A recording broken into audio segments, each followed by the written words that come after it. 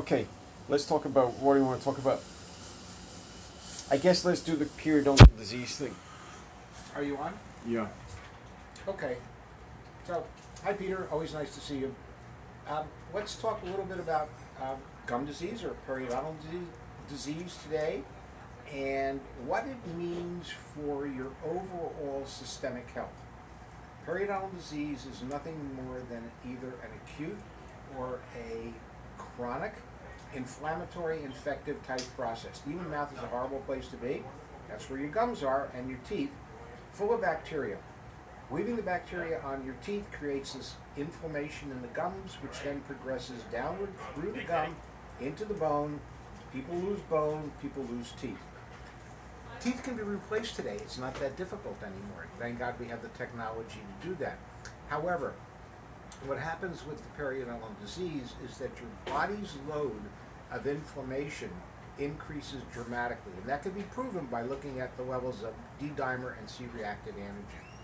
And if you can compare those two numbers, pre and post periodontal disease, you'll see that by eliminating the periodontal disease, you can decrease the body's level of inflammation dramatically. Why is that important? It's important for a bunch of reasons that really started in the year 2000, not that long ago. Periodontal disease has been shown either to be a major cause and or a contributor to heart disease. This has been published since 2001, and it's been proven many, many times over. Let's go back 50 years and go back to the early 70s and talk about